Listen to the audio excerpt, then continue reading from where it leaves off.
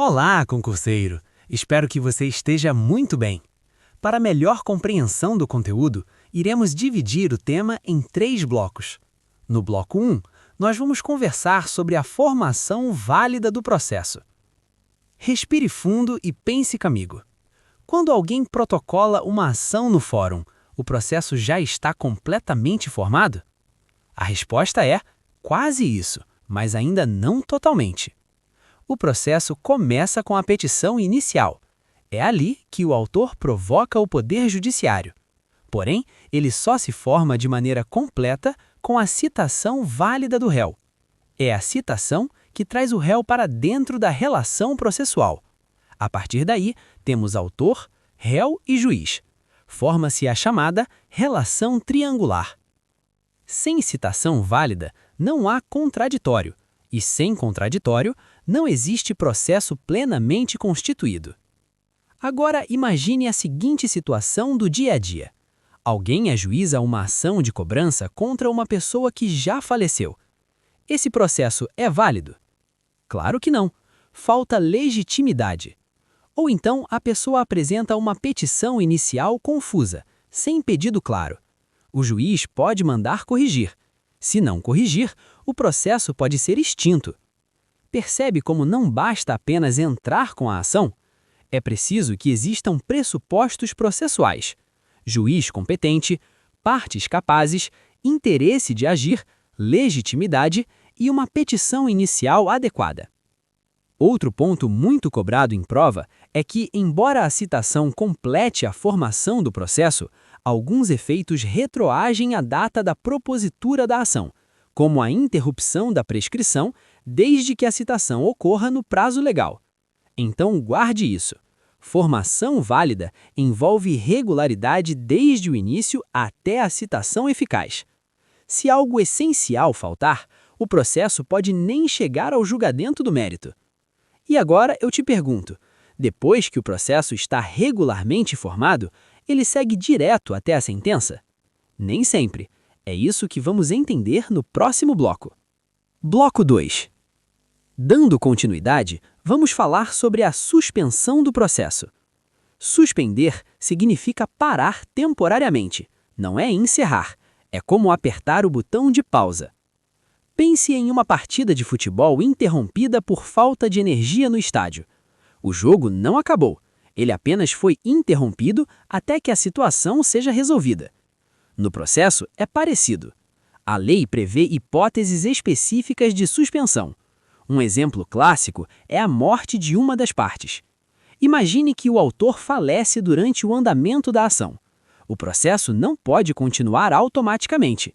Ele fica suspenso até que os sucessores sejam habilitados.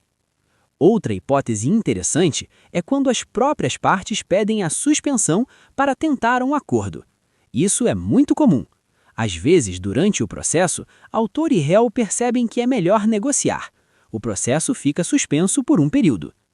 Também pode ocorrer suspensão quando o julgamento depende de outra causa. Pense em uma ação civil que depende da definição de um fato que está sendo discutido na esfera penal. O juiz pode aguardar. Durante a suspensão, os prazos ficam paralisados. Nenhum ato processual relevante deve avançar, salvo medidas urgentes para evitar prejuízo. Perceba a diferença. O processo continua existindo. Ele apenas aguarda a superação da causa que gerou a paralisação. E quando essa causa desaparece, o processo retoma exatamente de onde parou. Agora surge a pergunta final. E se o processo não for apenas pausado, mas realmente encerrado sem que o juiz analise quem tem razão? É isso que vamos fechar no último bloco. Bloco 3. Chegamos à extinção sem resolução de mérito. Aqui o processo termina, porém, o juiz não analisa o direito material discutido. Ele não diz quem está certo ou errado. Isso acontece quando existe algum vício ou impedimento processual. Vamos a exemplos simples. O autor é intimado para corrigir a petição inicial e não corrige. O processo pode ser extinto. O autor abandona a causa por mais de 30 dias, mesmo após ser intimado pessoalmente para dar andamento. Também pode haver extinção. Imagine ainda alguém que propõe uma ação sem necessidade. Por exemplo, ajuiza uma ação de cobrança antes mesmo do vencimento da dívida. Falta interesse de agir. O judiciário não é consultoria preventiva para situações que ainda não geraram conflito concreto. Outro caso é a desistência da ação. Se o réu já apresentou contestação, a desistência depende da concordância dele. Perceba um ponto essencial para concurso. Na extinção sem resolução de mérito, não há coisa julgada material. Isso significa que, em regra, a parte pode propor nova ação corrigindo o erro anterior. É diferente da sentença que resolve o mérito, onde o juiz analisa o direito e forma coisa julgada. Então, organize mentalmente. O processo nasce com a petição inicial e se completa com a citação válida. Pode ser suspenso temporariamente por situações previstas em lei e pode ser extinto sem julgamento do mérito quando há falhas processuais. Essa sequência lógica é muito cobrada em prova, e quando você entende o funcionamento como um ciclo, tudo fica mais claro. Aqui terminamos mais um bloco. Até o próximo. Se gostou, inscreva-se, curta o vídeo e ative o sininho.